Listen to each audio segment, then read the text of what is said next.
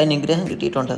എന്തായാലും ഇന്നത്തെ പരിപാടി കളർഫുള്ളാകും എന്നുറപ്പായി. നമ്മളെന്തായാലും വണ്ടിയൊക്കെ എടുത്തിറങ്ങിയിട്ടുണ്ട്. നമ്മൾ പോയപ്പം കണി കൊള്ളാം, സൂപ്പർ കണി. നമ്മളങ്ങനെ 7 കടലും പിന്നെ കാടും മലയും പുഴയും കടന്ന് വേറെ എങ്ങോട്ടും അല്ല, നമ്മൾ നേരെ ലോകം ഉണ്ടെന്ന് നിങ്ങൾക്ക് മനസ്സിലാവും. എങ്ങോട്ടാ?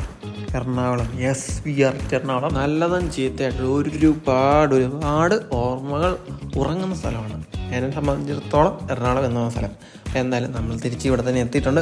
വേറെ ഒന്നിനും വേണ്ടിയല്ല, നമുക്ക് ഒരു ചെറിയ ഷോപ്പിംഗ് പരിപാടി ഉണ്ട്. അപ്പം നമ്മൾ നേരെ പോയിട്ടുള്ളത് സൗത്തിലുള്ള പുളിമുട്ടിൽ സിൽക്സിൻ്റെ പുതിയ ഷോറൂമിലാണ്. നേരെ കയറി ഷർട്ട് കണ്ടു, ഇഷ്ടപ്പെട്ടു, എടുത്തു, ബില്ല് ചെയ്തു, അതുപോലെ തന്നെ ഇറങ്ങി പോകും. ഞാൻ എറണാകുളത്തുണ്ടായപ്പോൾ ഏറ്റവും കൂടുതൽ ഫുഡ് കഴിച്ചിട്ടുള്ള സ്ഥലമാണ് സുരേഷിൻ്റെ തട്ടുകട, കടവന്ത്രയിലാണ്. അവിടുന്ന് നമ്മൾ ജിബിൻ്റെ നിർബന്ധപ്രകാരം ചേട്ടായിക്ക് കുറച്ച് ബുക്സ് മേടിക്കാൻ വേണ്ടി ബ്ലോസം ബുക്സ് വന്നിട്ടുണ്ട്.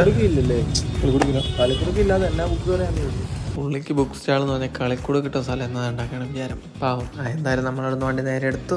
ഇതാണ് ഞാൻ കുറേ നാൾ പഠിച്ച നമ്മുടെ കോളേജ്. ഇതാണ് അതുപോലെ സുഭാഷ് പാർക്ക്. ഈ സ്ഥലങ്ങളൊക്കെ എനിക്ക് ഒരുപാട് ഫേവറേറ്റ് സ്ഥലങ്ങളാണ്. ബുക്ക് എടുത്ത് ഇറങ്ങിയപ്പോഴാണ് ഇവരെന്നെ കണ്ടത്. എൻ്റെ കൂടെ പഠിച്ച എൻ്റെ സ്വന്തം. എല്ലാവരും എക്സോട്ടിക് വ്ലോഗ്സ് സബ്സ്ക്രൈബ് ചെയ്യുക, ലൈക്ക് ചെയ്യുക, എല്ലാവരും നല്ല ആക്റ്റീവാണ് കേട്ടോ. അടിച്ച് പൊളിച്ച് നമ്മൾ വർത്താനൊക്കെ പറഞ്ഞ് അവിടുന്ന് നേരെ പോയിട്ടുള്ളത് ഒരു ചെറിയ മന്തി ഞാൻ കഴിച്ചേക്കാം. പുള്ളി ഡയറ്റിലാണ്. എന്നിരുന്നാൽ പോലെ ഒന്നും നോക്കിയില്ല. ഒരു ഹണി മന്തി കഴിച്ചപ്പോഴേ പുള്ളി ഫ്ലാറ്റ്. മയണൈസ് ഞാൻ വെച്ച് കൊടുത്തിട്ടും പുള്ളി മയണൈസ് കൂട്ടിയില്ല.